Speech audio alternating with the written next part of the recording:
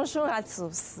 Dans le souci de protéger nos enfants contre l'usage excessif des téléphones portables, tablettes, des télévisions même et des écrans en général, nous avons eu à rencontrer des spécialistes tels que un orthophoniste, un ophtalmologue, un cardiologue et même des personnes expérimentées qui nous ont beaucoup instruits par le truchement de leur métier et des expériences qu'ils ont eu à faire dans ce domaine.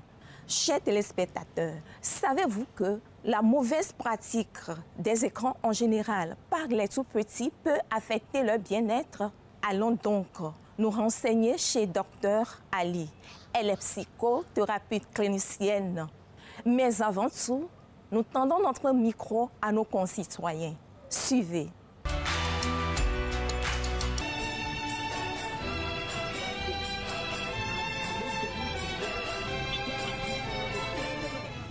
Bonjour, monsieur. Bonjour, madame. Comment est-ce que vous gérez les temps de loisirs de vos enfants?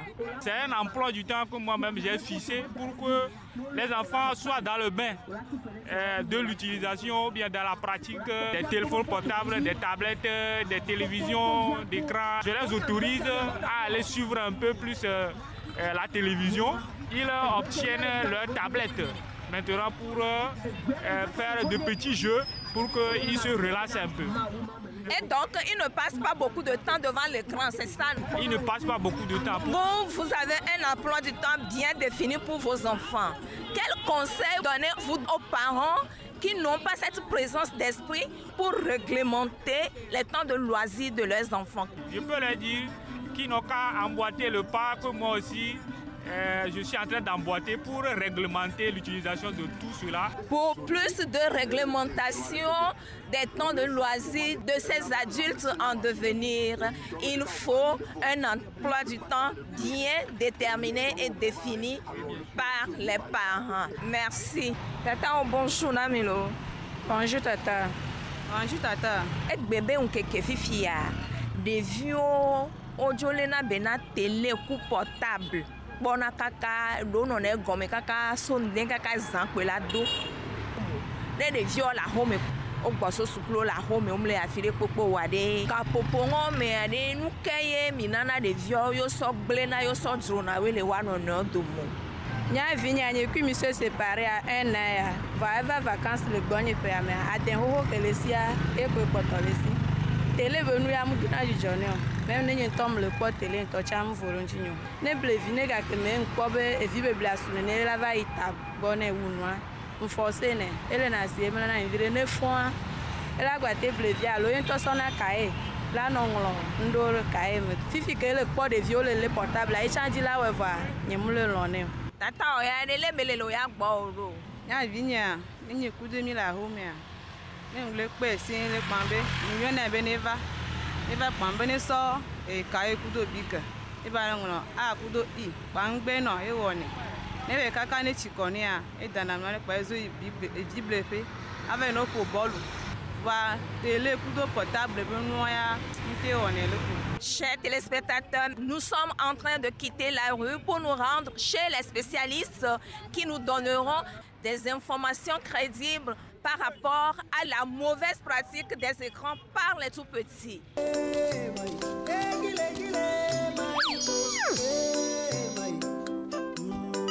Nous sommes au CHU Campus. Que disent réellement les psychologues face à la surexposition des enfants aux écrans? Suivez-nous.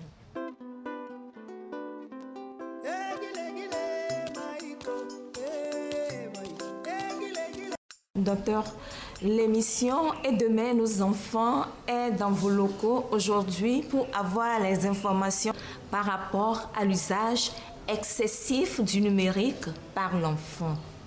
Que pensez-vous de cette pratique? Bien que ces écrans offrent un plus dans l'apprentissage et aussi dans le divertissement de nos enfants, une exposition excessive a des dangers sur sa santé et sur son environnement direct. Nous sommes avides de savoir les effets négatifs que cela peut produire sur sa santé mentale. L'exposition excessive a des conséquences dommageables sur la santé de l'enfant. Donc, il y a eu entre-temps... La santé mentale, bien sûr. Oui, la santé mentale, oui. Le thème est un thème d'actualité et qui ne tarit pas d'études à chaque fois. Entre-temps, sur les réseaux sociaux, il y a eu beaucoup de vidéos à cet effet où on a vu les enfants installés dans leur famille et qui n'ont pas fait attention à tout ce qui les entoure. Par exemple, les parents ont été changés, les parents sont rentrés, les enfants ne savent même pas que les parents sont rentrés, ils sont concentrés, les yeux rivés sur leurs petits écrans de portable ou de tablettes. Et on a changé même les meubles dans la maison, ça ne les a pas interpellés. C'est pour dire que les dangers, le premier, c'est l'attention. Le deuxième, c'est le sommeil. Parce que l'enfant qui a sa tablette, il passe tout son temps sur la tablette. Les dépressions, nous avons l'anxiété. L'anxiété, c'est une sensation de mal-être dans son corps due à tout ce que j'ai cité en amont. Maintenant, la dépression vient dans le fait que la personne est isolée du reste du monde. Il reste juste concentré sur son téléphone, il ne sort pas. La dépression dès le bas âge. Ça existe. Ah bon? Ça existe. Si ça se prolonge jusqu'à un certain niveau, des comportements inamicaux, le comportement agressif vient du fait que l'enfant étant dépendant de son téléphone, ce qui se passe autour du téléphone là qui l'intéresse. Tout ce qui entoure le monde extérieur ne l'intéresse pas. Les jeux de son âge ne l'intéressent plus. Rester avec ses pères même la nuit, il veut vite faire pour aller s'occuper de son téléphone. À l'école même, il veut que l'heure sonne vite pour qu'il court retourner à son téléphone. Voilà comment naît la dépression. Et une correction éventuelle est-elle possible? Oui, bien sûr. Comment ça se fait? Une correction est possible.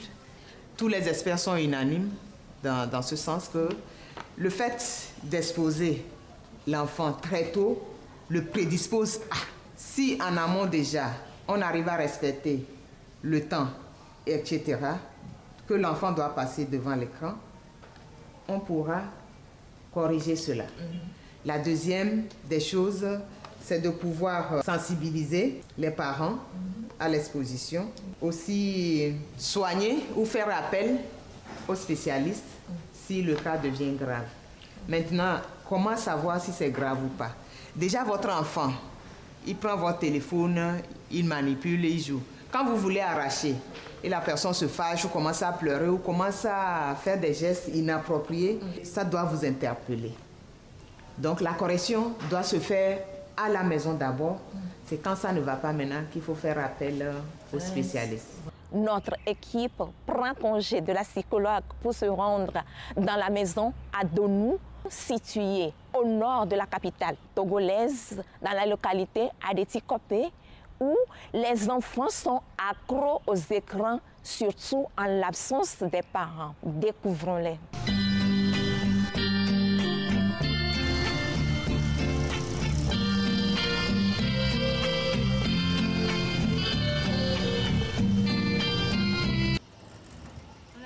Merci, ça va? Oui, ça va. Maman n'est pas là? Non. Oh.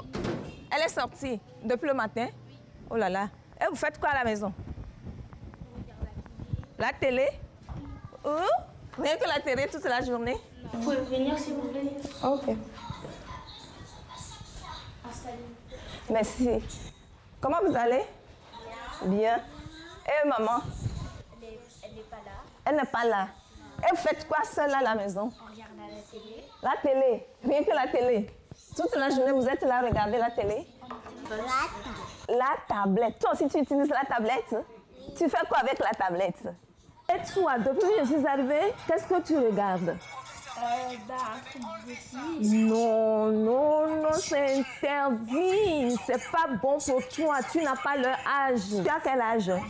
Non, ça c'est pas pour toi. C'est pas adapté à ton âge. Je suis que maman a permis de regarder ça. Elle t'a autorisé? Non. Et pourquoi tu le fais? C'est un truc de fille, mais... Non, ça ne se fait pas. Ah, maman est là.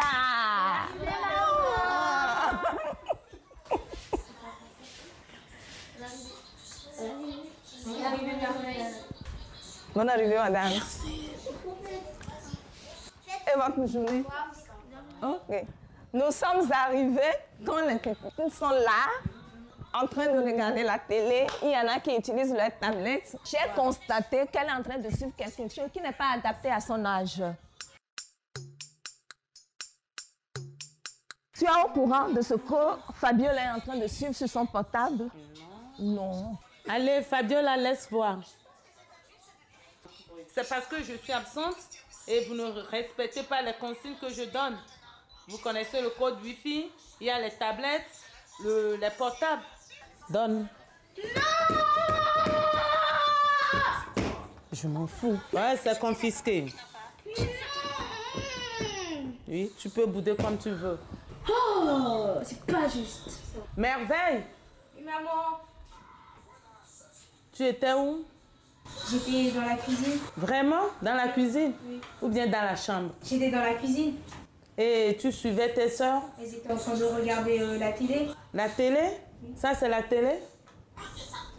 Elle a pris le tête de Leïla, c'est pourquoi? Je t'ai toujours dit de surveiller tes soeurs, de les aider à suivre les consignes que je vous donne. Il faut jouer ton rôle de grande sœur. Entendu? D'accord. Tu es fâché?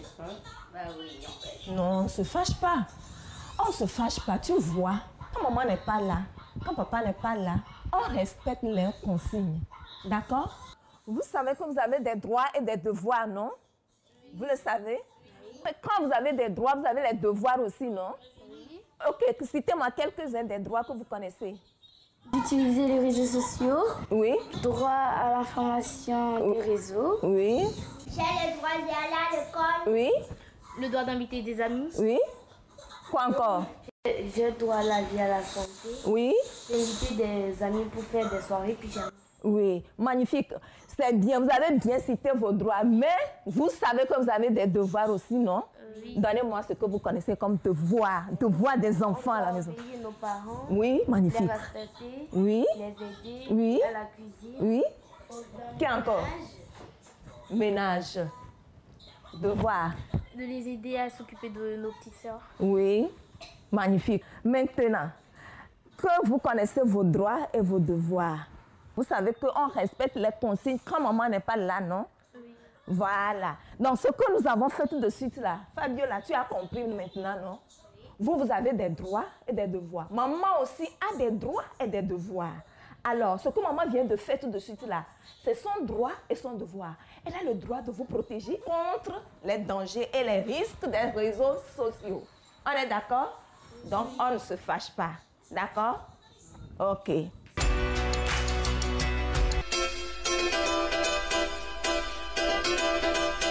Elles ont tendance à regarder la télé du matin au soir, mais quand je suis là, j'essaie de les occuper par moment. Mais quand je ne suis pas là, elles font ce qu'elles ont à faire vite et puis elles ont le temps de rester devant la télé, surtout que je ne suis pas là. Donc, plus de sieste, les enfants, surtout quand on leur donne des consignes. Et puis, quand tu leur interdis de faire quelque chose, ils sont curieux à faire ce qu'on les demande de ne pas faire. Je vais essayer de coder certaines chaînes qui sont interdites aux enfants, essayer de synchroniser leurs tablettes avec mon portable pour les suivre surtout de loin. Je les protège comme ça des réseaux sociaux. Les filles, je m'en vais. Hein? Oui. Au revoir. Soyez sages. Hein? Respectez la consigne. Hein? Au revoir.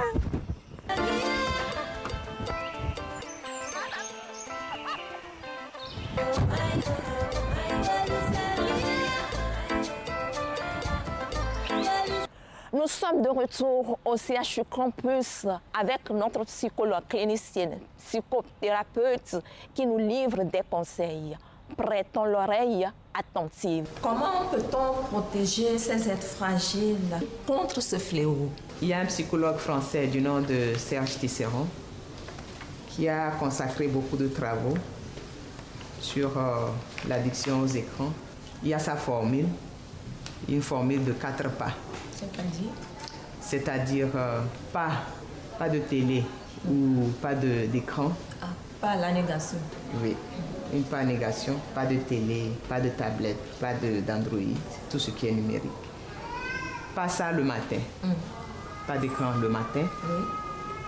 Pas d'écran au repas. Oui. Pas d'écran dans la chambre. Oui. Pas d'écran au coucher. Quelles sont les tranches d'âge et leur durée devant les écrans? Même si le monde va vers la digitalité et que ces techniques-là inondent les marchés, nos villes, nos maisons, il faut réglementer, il faut surveiller. Donc de ce pas, selon nos recherches, ils ont dit pas d'écran avant 3 ans. Mais là-bas, les recherches divergent parce qu'il y a l'OMS et l'American Academy Pediatrics qui dit l'enfant peut être exposé pour quelques minutes avant 3 ans. Mais en France, ils ont dit niet, c'est 3 ans ou rien. Maintenant, il y a d'autres qui disent c'est à partir de 3 ans et 6 ans, la personne peut être exposée en moyenne 30 minutes. Okay. Maintenant, à partir de 6 jusqu'à 9 ans, la personne peut être exposée à 1 heure de temps maximum. Maintenant, à partir de 10 ans, l'enfant peut rester devant son écran pendant un peu plus de temps. Mais ça reste à surveiller. Avez-vous quelques conseils à prodiguer à la population, aux parents, futurs parents, par rapport à ce phénomène? Les conseils que nous avons sont d'ordre général. Parce que même si aujourd'hui, on n'a pas encore mis au monde, beaucoup ont des enfants à charge. Donc ça interpelle, et moi-même, et nous tous en même temps. Parce que parfois, il est difficile à un parent de retirer l'écran chez son enfant. Aussi parfois, beaucoup de familles n'ont pas de moyens de pouvoir acheter 2 télés. Dire que cette télé-là, c'est pour les enfants et la télé-là, c'est pour les parents. Parfois, les enfants sont exposés malgré eux aux écrans. Et si on doit les exclure de ce que nous sommes en train de voir, il faut que ça soit d'une manière douce. Parce que si nous prenons d'une manière forte et violente, les enfants ne comprendront pas. Ils vont penser à d'autres choses et développer d'autres maladies qui n'existent pas. Par exemple, l'enfant comme violent, on le chasse d'une manière violente. Il va penser qu'on l'exclut de la famille ou qu'on ne l'aime pas, que l'enfant puisse comprendre que c'est pour son bien qu'on le fait. C'est pour le protéger que nous le faisons. Mais chacun doit faire un effort de pouvoir sensibiliser d'abord son enfant. Parce que quand on sensibilise, on comprend. Maintenant, on sensibilise et on n'a pas compris, on agit. Maintenant, quand on agit, il faut savoir aussi agir pour ne pas créer d'autres pathologies après. Maintenant, je conseille aussi les écrans partagés. C'est-à-dire qu'il faut que les parents voient un peu qu'est-ce que mon enfant est en train de voir. En appelant mon enfant, viens m'aider à installer cette application et tout ça. Est-ce qu'après, nous regardons voir s'il a ramené le portable déposé ou s'il a pu ça mettre dans la poche pour sortir et regarder avec ses amis. Aussi, nous devons voir ses fréquentations. Parce que même si nous empêchons nos enfants d'avoir de ces écrans, ils peuvent avoir des amis qui en ont. Et ça peut leur pousser à la curiosité et aussi ils vont se lancer dedans. Donc, c'est de sensibiliser, de protéger, de surveiller et aussi d'expliquer les dangers qui s'y trouvent. La sensibilisation est de mise. Parents, enfants, futurs parents, tous sont concernés. Nous sommes interpellés et nous devons protéger ces enfants contre ce fléau. Leur santé en dépend. À présent, nous nous dirigeons vers Atiégou, Togo 2000, un quartier situé dans la zone aéroportuaire de Lomé, où Dame Wilson Barou Solange remplace relativement les écrans par des jeux pour ses enfants. Apprécions.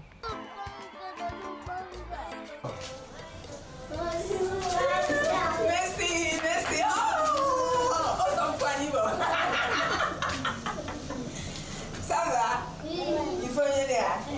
Faites quoi à la maison? Vous jouez. On y va. Je vais voir ce que vous faites comme jeu. Je vais jouer aussi avec vous. Bonjour madame. Bonjour madame. Merci. Comment vous allez? Ça va. Et les enfants? Les activités? Nous sommes là pour voir comment les enfants occupent leur temps de loisir. Quels sont les jeux auxquels ils s'adonnent? Les enfants, leur temps de loisir en ce moment, ils s'adonnent aux jeux de société comme les cartes, ils jouent au ballon, ils jouent au Scrabble, ils regardent la télévision. Ils n'ont pas de tablette, ils ne touchent pas à ton téléphone.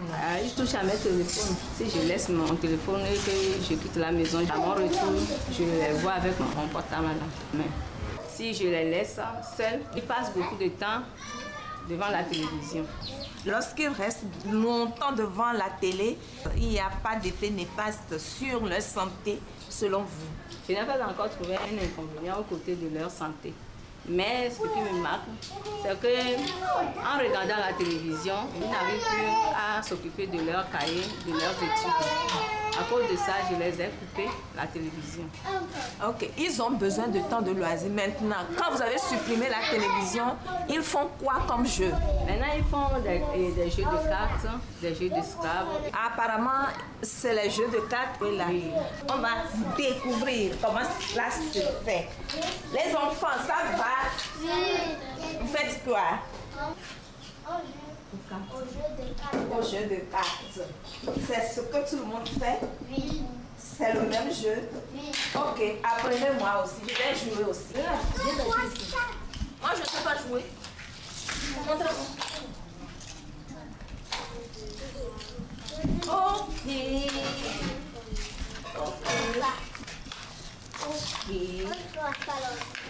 Et ça, comment ça se fait? Comme ça? Oh, comment?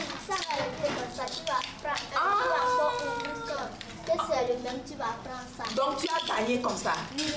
C'est beau et magnifique. Donc je vais faire aussi. C'est pas beaucoup. On met beaucoup. Oui. Non, mettez beaucoup, on va jouer. Oui. Oh là là. Mais les jeux là, on ne gagne pas beaucoup. Maintenant, j'ai pris ça. Qui va encore prendre? Ou bien? C'est moi. Oh là là. C'est à vous de jouer encore. Chérie. Ah, ça c'est quoi encore? Ah, ça c'est le jeu. Maintenant, j'ai gagné, bravo! Bon, les enfants, on va partir. Il faut être sage, d'accord? On ne reste pas dehors. On joue sagement et on écoute maman aussi quand elle parle, d'accord? Au revoir. À la prochaine. Oui, à la prochaine. Ok. Au terme de ces 4 numéros sur les dangers de la mauvaise pratique des écrans par les tout-petits, nous pouvons retenir que l'utilisation de ces appareils conduit l'enfant à la dérive. Tout est bon, mais tout n'est pas permis, dit-on. Les yeux de l'enfant sont affectés, le cœur subit des palpitations, l'enfant devient agressif, il s'isole et il est exposé à de mauvaises compagnies. Ils ont droit à l'information et à la formation, certes, mais leur environnement numérique n'est pas à négliger non plus. Cependant, il faut tout réguler avec une rigueur indéfectible. Un appel est alors lancé aux parents pour sauver l'avenir de cette relève de demain. Et c'est aujourd'hui et maintenant. Merci aux spécialistes intervenants, aux personnes ressources et à vous qui nous avez suivis depuis vos maisons. Nous vous donnons rendez-vous pour une autre thématique très prochainement. Mais d'ici là, prenez soin des enfants et de vous-même. Bonne suite de nos programmes sur la chaîne Mère. Au revoir.